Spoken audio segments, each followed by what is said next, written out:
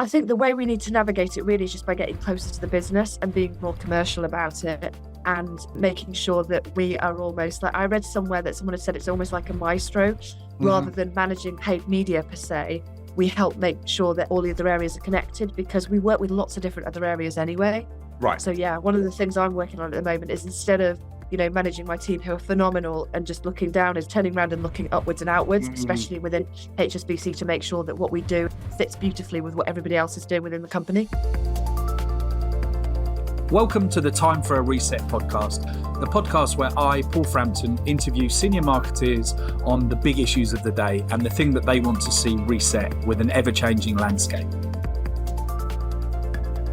Good morning and welcome back to another episode of Time for a Reset. This morning I'm delighted to be joined by Caroline Harrison, who's the Director of Marketing for HSBC UK. Caroline started her career at the Times and Sunday Times, building out a customer acquisition team, then moved over to HSBC to kind of set up a similar team, and then moved up the ranks, kind of leading marketing from an HSBC UK perspective. And then I understand, Caroline, you took a broader remit across all the HSBC market-facing brands. I did. I don't quite know what happened, but yeah, you're right. Thank you so much for having me. But yeah, I joined HSBC 5 years or so ago and had a team. They hired me actually to look after affiliates. And then come day 2 or 3, they said, actually, digital marketing. And back then I had a team of 4 people. And then fast forward to today, it's kind of grown arms and legs. I don't know how I got here, to be honest, but it's been good. Well, you definitely did something right for sure. So delighted to have you here. So Caroline, the first thing we always ask our guests to share is, if you had a big red button on the table which you could hit reset something in marketing, what would it be? This is a bit like Room 101, and I feel greedy, like I should put 2 or 3 things in there. Everyone says that. Yeah, but I think the first thing that I'd want to do is just all the marketing lingo. I mean, I've always done marketing. It's all I know. I've done it for years and years. I've worked for banks for 15, 20 years, I suppose. So there's lingo with banking, but lingo with marketing. We've got so many acronyms that I don't think it necessarily does us any favors. I feel for people because I think it's hard enough when you start a new job, but learning all of that and in the end, you just do it. And my husband teases me for it, using any of those words mercilessly, and says, you do realize normal people don't say that kind of stuff. I think any job that you do, it comes with like a bit of a lingo, but it has to be the lingo. It's the CPAs, the DMPs, the CDPs, all of that stuff that make, and in the conversation, sometimes I feel like there's always somebody that's sitting there thinking, what on earth are they talking about? And actually, if we just stripped it back and made it much simpler and easier, I think it would make our jobs easier so we could get on with the good stuff. And I think it would probably make us speak in more business and commercial speak rather than marketing speak. And I think that is do us more favors as well in bigger organizations, where I think marketing sometimes can be seen as a cost rather than as an asset or a revenue driver. Yeah, no, I think that's a great reset, particularly since digital marketing took off, 15 years ago. It seems that every 2 weeks there's another 3-letter acronym kind of being thrown around, and it almost, I think some people in marketing almost use it as a badge of honor to kind of show that, I'm smart because I know these things. But I think you make a great point, which is if we make marketing inaccessible, then the kind of business doesn't understand it and they question what it's doing. So that kind of maybe leads me on to my second question, which would be, how do you encourage your teams to talk that commercial language and to make sure that marketing is like a growth engine rather than a cost, I guess, as you said, it can sometimes be seen as? I guess in focusing on what the end game is and what the ultimate priorities are, and I encourage them to ruthlessly prioritize, right? We've only got finite hours in the day and resource, so you can't do everything. And I'd rather us do something well than lots of things. Okay, I talk about peanut butter a lot. I love peanut butter, but if you spread it too thinly, you can't taste it. You need to be able to taste it and make an impact, My best advice to them would be to sit down and understand what the business is trying to do. So be really clear on what the priorities are. And then make sure whatever we're doing aligns up to that so you can see the end goal. So quite often when the team come and talk to me about, I've done X, Y, and Z, I think that's brilliant and that's doing, but to what end? Has that driven enough value out the back of it that it was worth doing? You can do a brilliant job, but in marketing, you can be busy fools if you're not careful. So you can spend your whole life, making sure your inbox is tidy and setting up campaigns, but actually what did they really deliver? And if you can get away with doing half the work and still getting all the value and the end results, then why not do that? So yeah, in my head, I think I'm a lazy marketeer, but really it's because I love efficiency and effectiveness, and I want us to be able to do the minimum that we can really to hit those goals and do it well, but and Yeah. not have any wastage, because it's very easy just to waste time, resource, and then you not see. Yeah, you can say we've launched 10 campaigns, but actually only 2 of them were incredible. Right. No, I think that's a great point, Caroline, that when you think of the traditional way of developing an ad, like a TV ad, the time involved and the cost involved was enormous. I mean, maybe still is sometimes today. But Yeah. I think if you start to question all of the costs involved, not just the kind of physical cost of creating it, but the cost of the talent, the cost of the time spent getting to and from kind of production sets, and when you take all of those costs and the various technology involved, actually, I think that's what other people in the business think about, isn't it? They think about, if marketing effectiveness is not just your campaign spend against the revenue from that campaign, it's actually your entire marketing department, the tools, the technology, the people, everything against how much incremental revenue you generate. Yeah. And I mean, on a personal level, I just think you look at it as, if this was your money, your business, would you still do it? Does this feel right? Are you doing it to learn, or are you getting something out of it? Or actually, is it right? So just a question a lot. And yeah, I think this is why I've done well at HSBC, but I ask an awful lot of questions. I can't help it. It's just in my nature. But I think sometimes you get surprising answers, and then you think, it's not quite what you were expecting. And then something else, you turn over something, you discover something that could be better. Yeah, no, absolutely. And you talked there about efficiency. I'm guessing that therefore you're quite excited about the opportunities that automation, things like generative AI and things like that are starting to bring. And that seems like there are 2 camps with generative AI. It's either think it's great and talk about it, but don't really know what to do with it, or actually are starting to think about experimenting with it. I just wondered where you guys might be on that. I love the new, and I love the fact that I think it will help us do our jobs better. If I'm honest, I don't think it's the be all and end all, and it's going to replace loads of roles, but I think it will help us take away some of the legwork, and especially with writing copy, with producing ads, doing creative. We can use it to do iterations. We can use it to collect feedback really fast, and make iterative ads. So there are places where it can be, really clever uses, but at the moment we're still experimenting. So we're doing, experimenting in a safe way, because obviously working for a bank, you've got to make sure whoever we share data with, even if it's not customer data, it's got to be very, very secure. So we set up a specific team that is in charge of AI. And if you want to if you've got any use cases, you kind of go there, present to the board and say, this is how I want to do it. This is how we're going to test it. You report back, and then they make sure that they share that information throughout the globe to all the HSBC markets, so everyone can benefit from it. And so we've seen some really exciting things come out of that. That's smart. But we're still learning.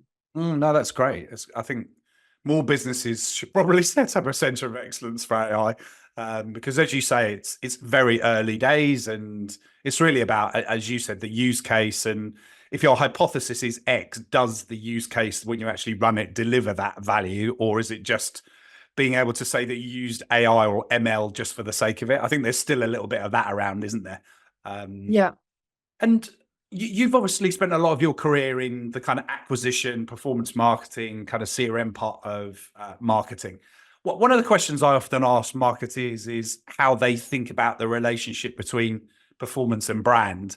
I think in the old days, it was very separate. It feels like it's starting, it's becoming much closer, yet quite often it's still separated from a marketing perspective, because some of the skill sets and the tactics are different. Like, how do you, as a kind of born performance marketer, how do you think about like the relationship between brand and performance?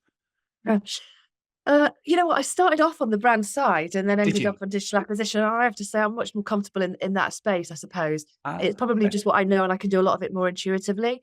So I think you have to force yourself to think full spectrum rather than one. And there is in a customer's perspective, it's not one camp or the other. They see everything, and they don't care whether it's, digital or brand. Yeah. So in my mind, creative should be produced that pulls all the way through, owned and paid media. And it needs to work in both places.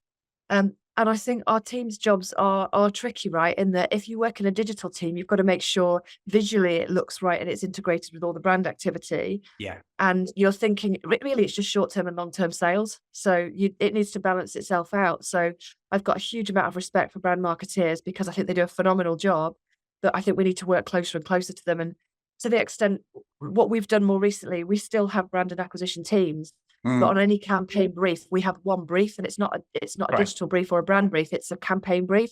And we pull people with certain specialisms to work on that together in the hope that it's created, all Some more together. integration. Yeah.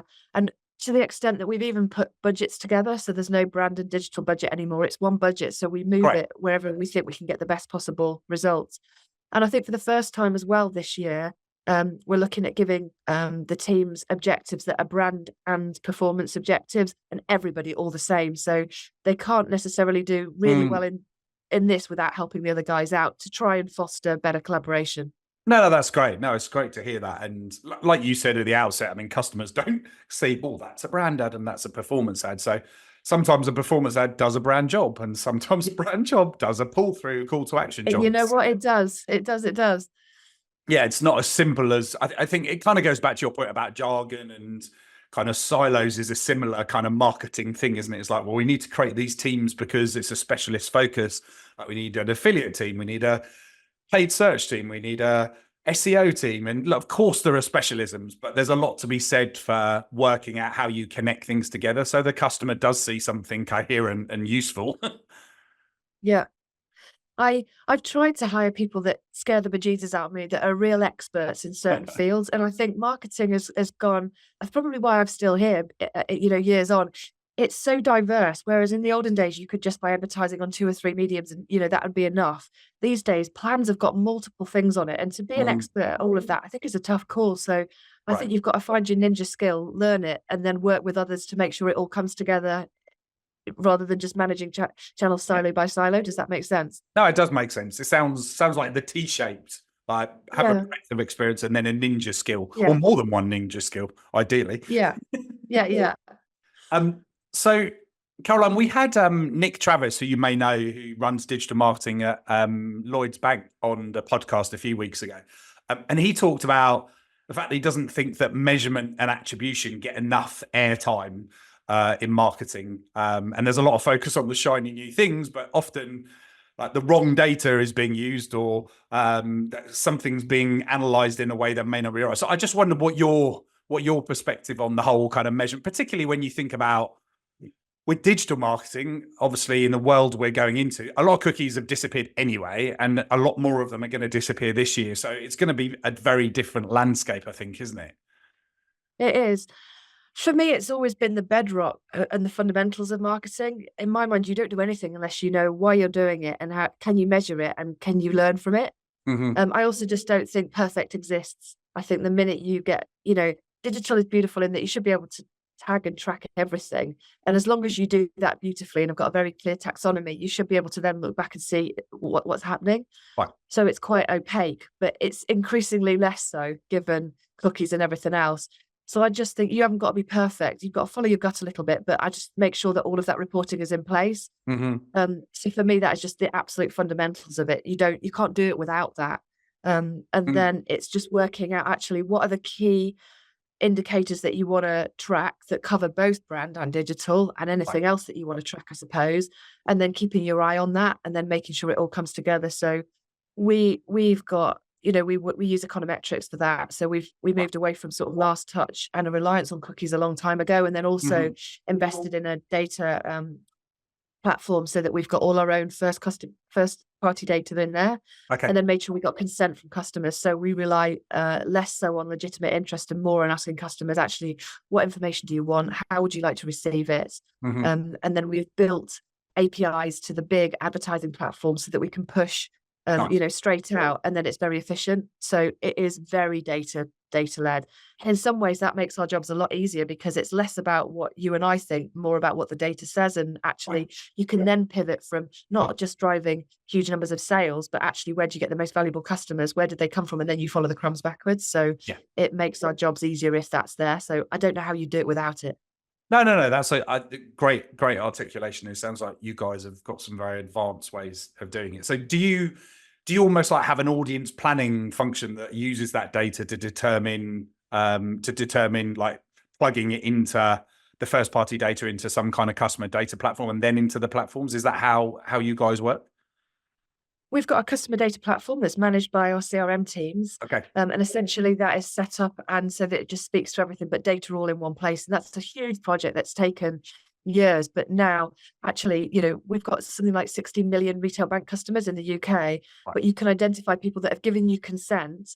And then, for example, if they've got a current account, but potentially not a credit card, and you think they show appetite with their spending, that they would be interested in one, you could then advertise to them on HSBC, right. our website, or outside via Amazon or Google or whatever else, but it's a direct API. So and you can make sure that you've got suppressions in place and everything else. So it's an efficient, effective way of using it. And I think very safe because it relies on consent rather than anything else.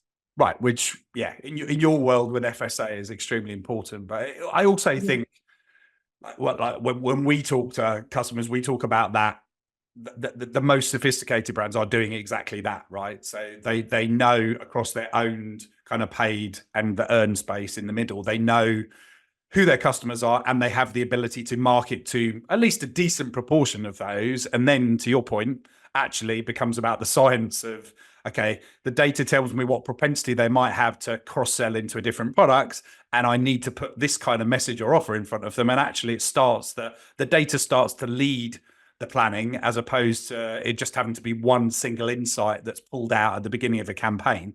It's an interesting world that we're moving into. I mean, it still requires, to your point earlier, a lot of talent.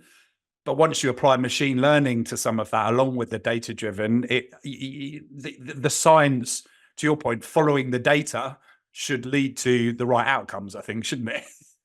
Yeah, exactly. And the way that we manage it is, a campaign manager that looks after any campaign, like current account campaigns or international, whatever it was, they have a pot of money and a set of sales targets, and they set up the audiences. They'll agree the audience strategy. They'll work out where they're going to buy their advertising. And then really their job is, we moved away from doing one-off campaigns to always on, because you can just then twiddle the dials. It's an easier to manage, but it means you get better and better at it. So we've also made sure all the data, wherever possible, is democratized. So the people that make the decisions are those that are actually running the campaigns day in, day out. The further up I've gone, the less decisions I've ever made, because the world's changed, right? It's not about someone saying, this is what I think. It's about, what does your data say? Does that make sense? What should we continue, stop, start? And the campaign managers individually come up with those plans. No, it's great that the data's democratized and they're empowered to actually make. They're closer to it, so they're going to make the best possible decision, right? Yeah. No, I like that a lot.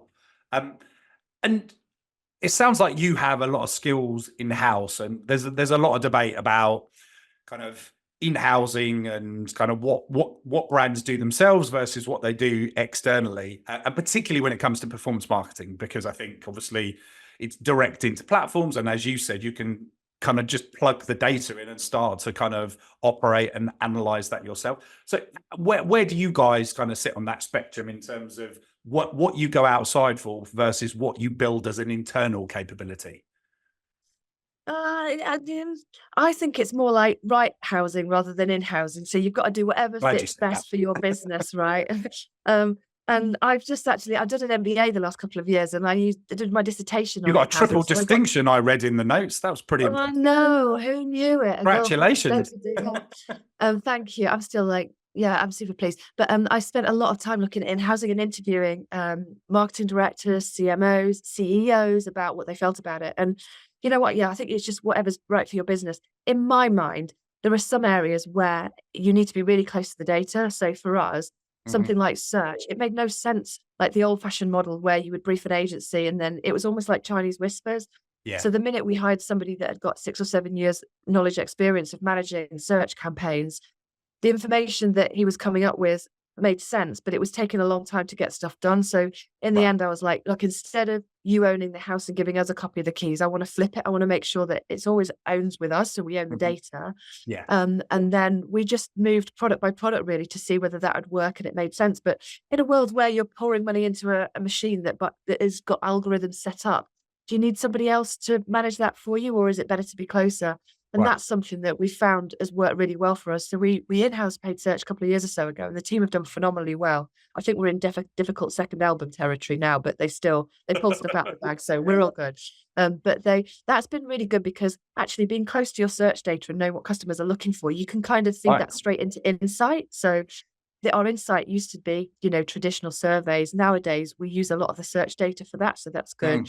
But should you in-house everything? Obviously, off the back of the success that we had with in-housing search, my boss kind of said, "What's next?" And I thought, "Oh, I've done the easy bit. What next?" So we've kind of looked at creative production. I think Okay. there's Yeah, that probably makes some sense. merit in doing a bit of that, especially if you're once you've done the beautiful designs, just getting all the different sizes. That's not too difficult if you've got the tools to do it. Yeah. But I mean, at the last count, I think we work with over 20 different external agencies, and quite often it's what marketeers love to do. We get external thought from them. They can do stuff faster than us. So bottom line, if you've got the economies of scale and the resources to do it yourselves, or actually you're still better off shipping it out and getting external help. And I think there's still a lot that we benefit from that. So it just depends on Yeah.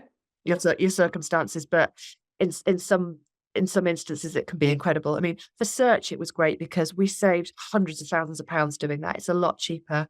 We also discovered that if you buy direct from Google, they give you value added back. So we used that and reinvested it to pay for training and things like that. So incredible.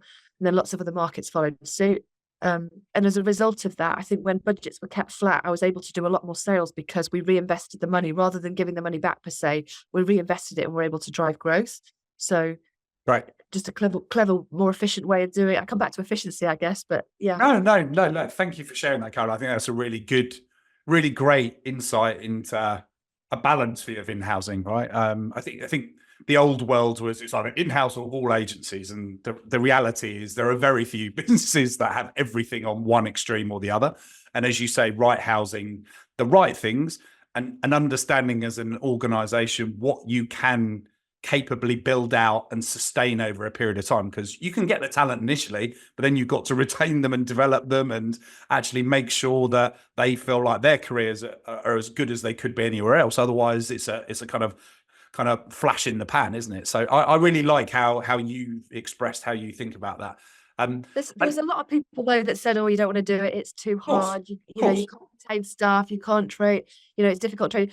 You won't be able to retain them. You just won't attract them to the brand." Yeah, I think that's.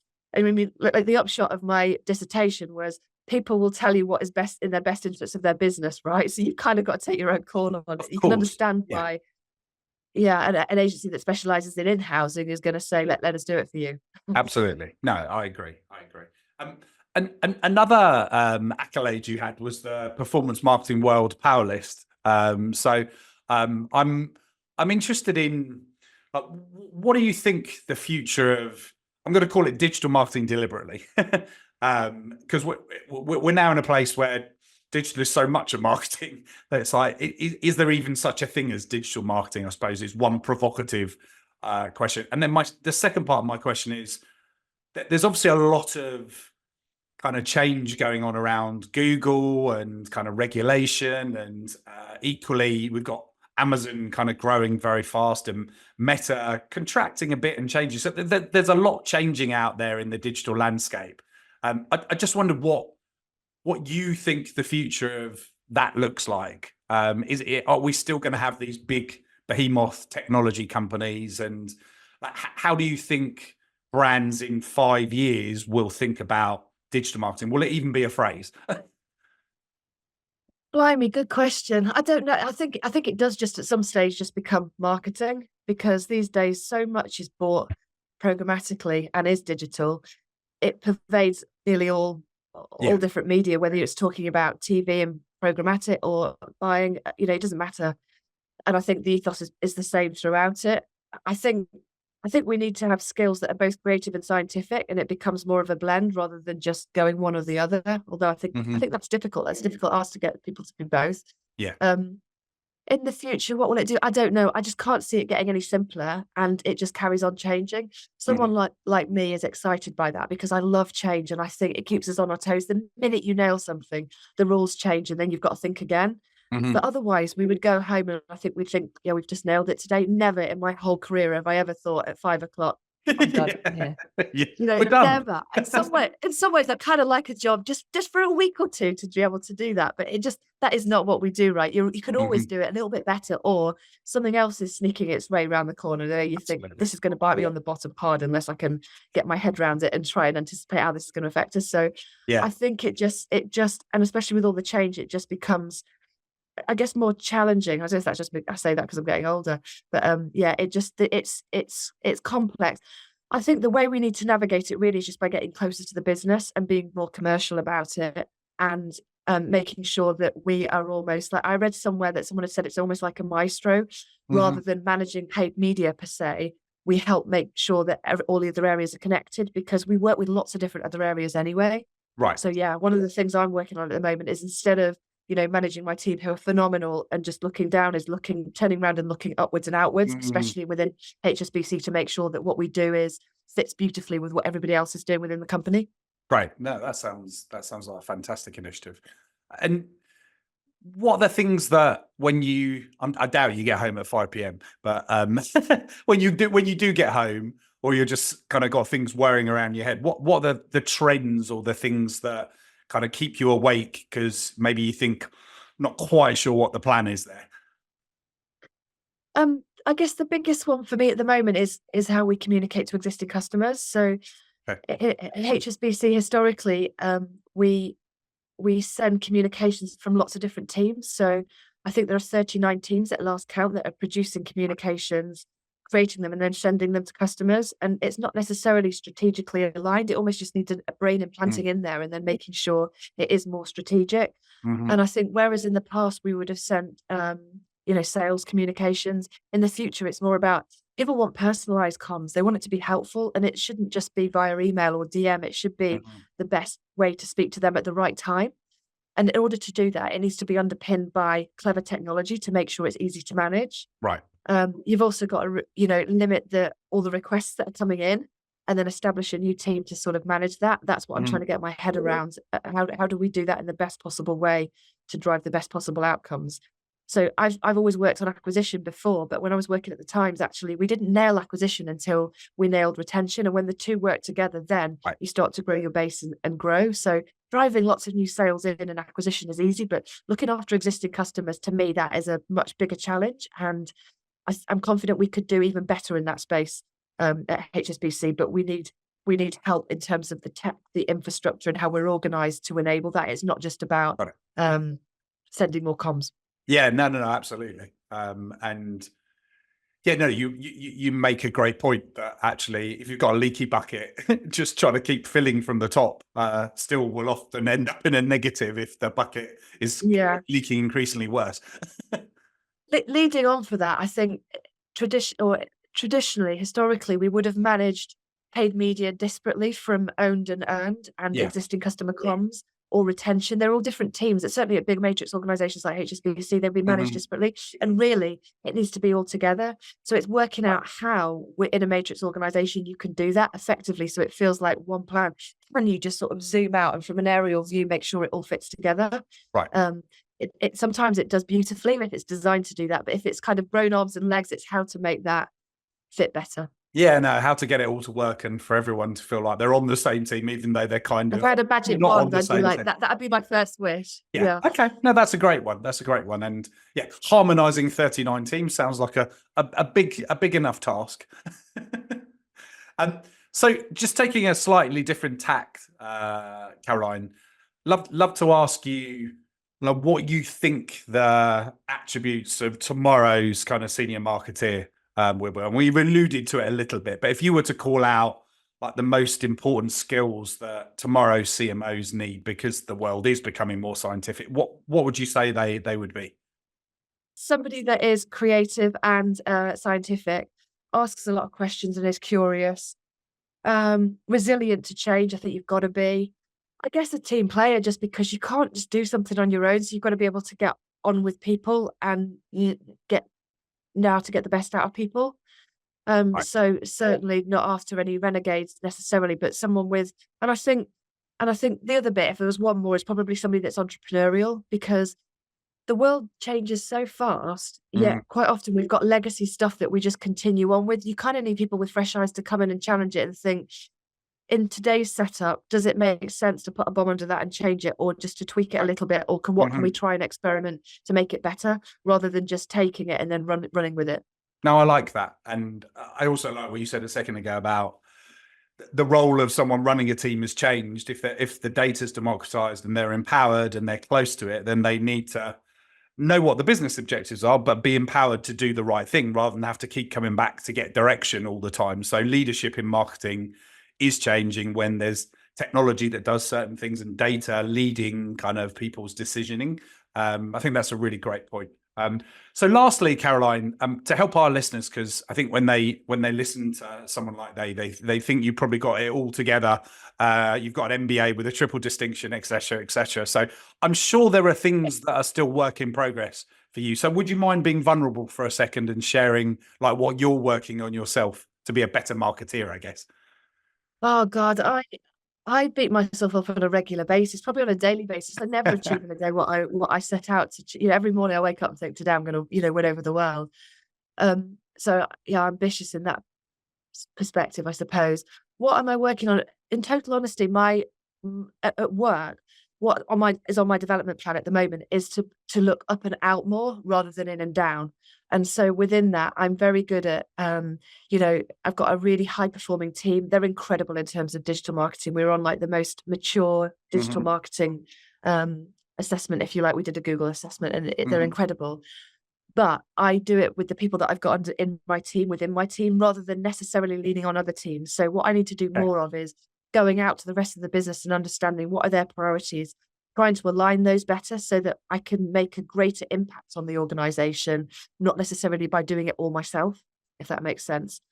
To me, that is the hardest thing, because it means meeting a lot of new people. It means networking. It means getting to know them better. And my worst fear is you knock on someone's door and they just say, no, thanks, I'm too busy to speak to you. I've still got a little bit of an imposter syndrome. So, and I think quite often I default to, can I fix this? How can I do it? And not necessarily me per se, but my team.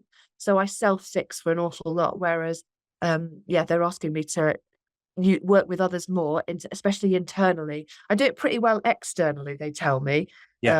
And that's the bit that I really enjoy. I love going out and meeting people and, finding a little nugget that you can take home and then will make a huge difference and make your lives easier, that kind of thing. But yeah, it's that. I'm trying to think if there's anything else.